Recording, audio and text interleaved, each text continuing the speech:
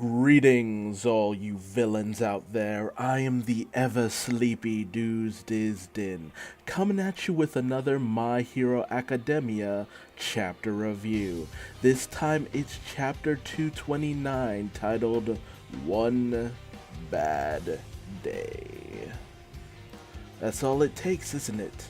One bad day. That is a famous line from the Joker in The Killing Joke, which just goes to show you how much of an actual comic book fan Horikoshi truly is. Because, I mean, heroes, villains, Joker, come on. But it relates twice to a variety of different villains who have a tendency to kind of be very meta. Joker, Deadpool, all that good stuff. And we see Skeptic's robotic clones rip off Twice's mask, subdue him, push him out of the way, and go straight for Toga. They restrain her lifeless body, and Toga makes it clear to Girin that his plan here, not just his plan, but that his plan is to manipulate Twice. Redestro goes on to say that Skeptic has this certain tendency. When he creates these clones, he uses these clones to do very simple orders, very specific puppets, and he was able to model these puppets off of Twice.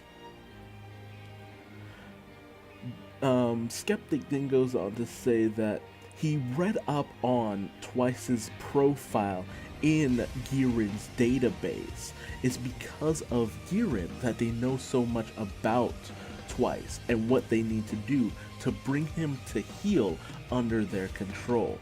And so the puppets pin down Twice and basically make him watch as they begin to take Toga and slowly turn her neck to kill her. And when I say slow, I mean slow. This is a very slow moment because they're just doing it very methodically. Like, oh, how much force do we need to really just and freaking Twice is just raging out, begging them not to kill her, because Toga did so much for Twice. It was very minimal things, but because she covered him with her handkerchief, because she did all these various things for him, he feels indebted to her. He feels, friendly to her. But seeing these clones just start to bring back all of his past trauma about who he truly is, if he is even the real him, this fear of splitting into just being another clone, that with enough damage he will simply disappear. And so he, starts to just fade into this flashback of how things just kind of went wrong for him. That one bad day, that was all it took to send him down the path of madness. We end up finding out that when he was younger, and he had no one, no family, no parents, no nothing.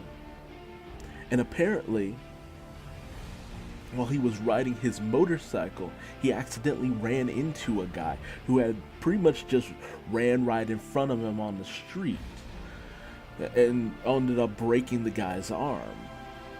Unfortunately for him, they live in a justice system where most victims usually win 100% of the time, which is terrible, honestly. It was an accident,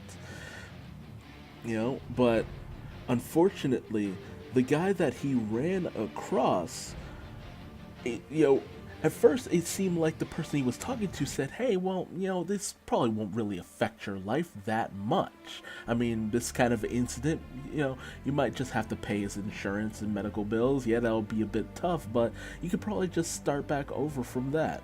Unfortunately, we come to find out from Twice's boss that the guy he ran over was actually this really big shot clientele of their company.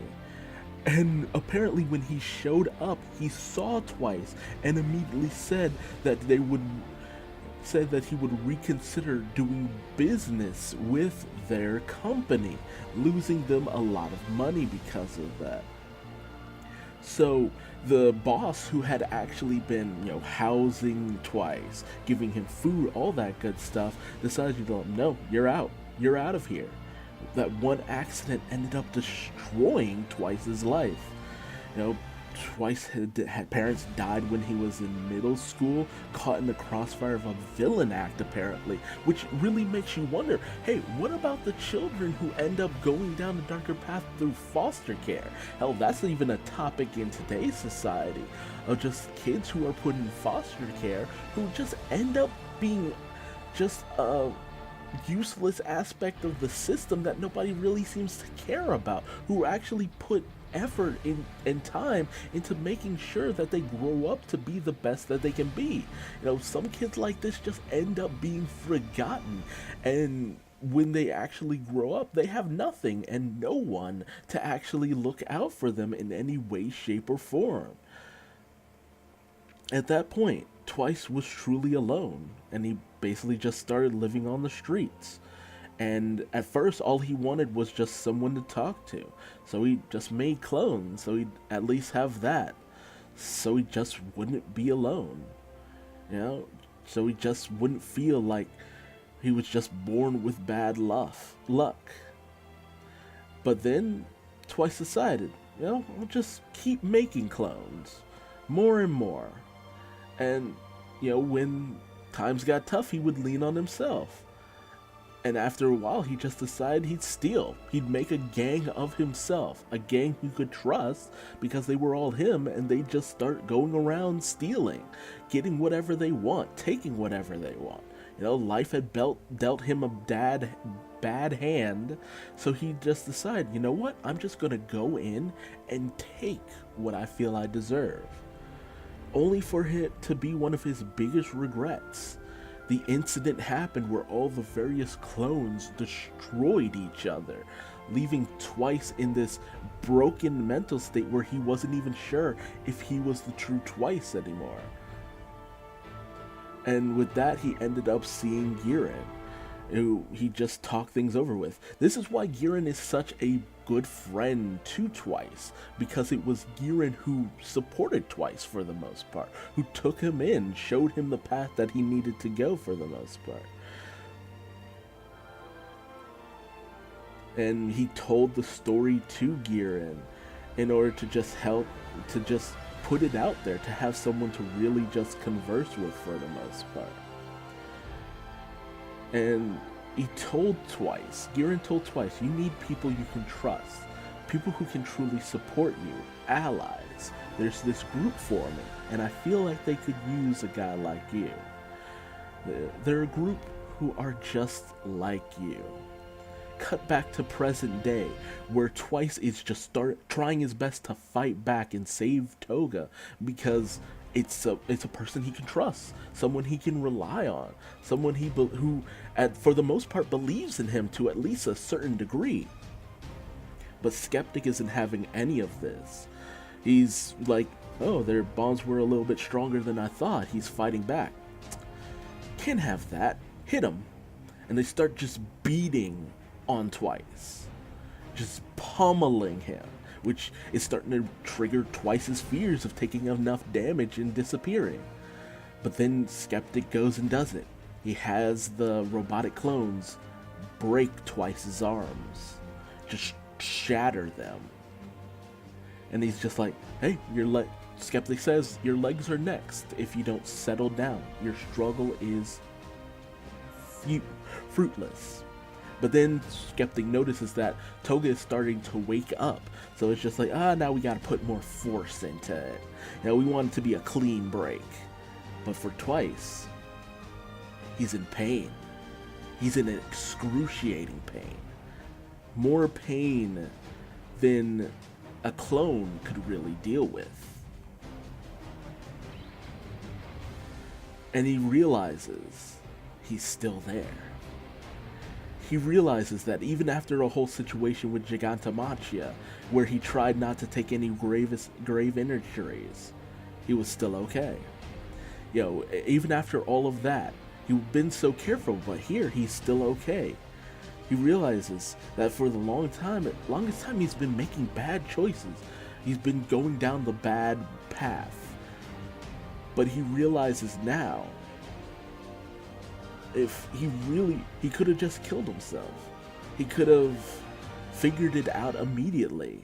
He realizes that he's chosen the cowardly way out. He hasn't really put himself on the line for the people he cared about. And he decides now, in this moment, that he will take a stand.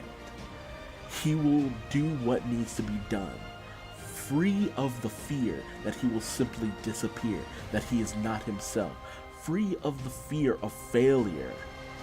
Twice rises, and then twice rises, and then twice rises, until an army of twice rise. He says that he will not leave his friends to die, and he declaims that his quirk is double, where he makes a clone, who makes a clone, who makes a clone, who makes a clone, and that the Liberation Army will learn just how fearsome his ability can be. Twice has recovered, and the League of the Liberation Army will pay for it in spades. This was an amazing chapter. Twice is literally one of the best members of the League of Villains, honestly speaking. You know, they're just some really fun characters in the League of Villains. And to really go deep into Twice's backstory goes to show you that, yeah, one bad day can just send you down a spiraling path of just terrible moments. But hey, one good day can help you meet the people who will change your life and help you get back on track. You know, Twice has moved past his psychological trauma, and we'll come to see that it creates one of the most broken quirks out there, because that's the thing about multiplication abilities. When you don't have any real limit, then you don't have any real limit.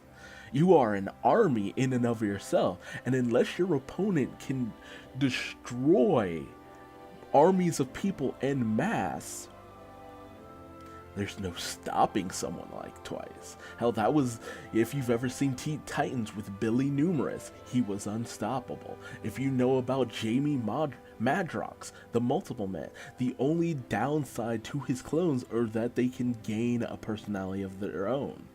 And that's the thing about Twice. It's just like, that's the only downside with Twice's ability, that there's the possibility his clones might gain their own sentience, but there's a possibility that won't happen. Just have to wait and see. But tell me your thoughts on this episode and this chapter in the comment section below. How did you feel about it? How did you feel about the way that Twice managed to overcome his personal demons? And do you feel that his ability is too broken to be allowed to exist like this? Or do you feel that this is the best way to actually make the League of Villains a true credible threat? And how do you feel about the fact that, what do you think about Twice's backstory? Did you find it interesting, or did you find that it was a needless addition? I don't feel that way. I felt that it was an incredible addition and really just drove home the aspects of Twice's character as a whole, to really get us in on how he feels about the life that he's lived and what drives him forward towards the future. And that's what makes a really good villain, just knowing their sense of drive, what pushes them forward, what they live for, and what they're willing to die for. Again, tell me your thoughts in the comment section below.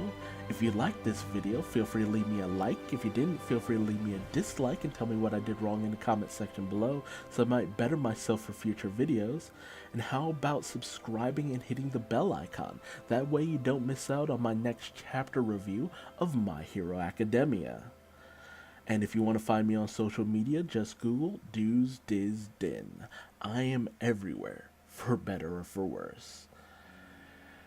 And until the next video, I just need you to remind yourself that sometimes You have to believe in yourself, and you have to believe in others. But sometimes you just need someone to believe in, no matter who it is. And that'll take you farther than you would ever think. I'm Duuz-Diz-Din, and I'm going to bed. Bye-bye.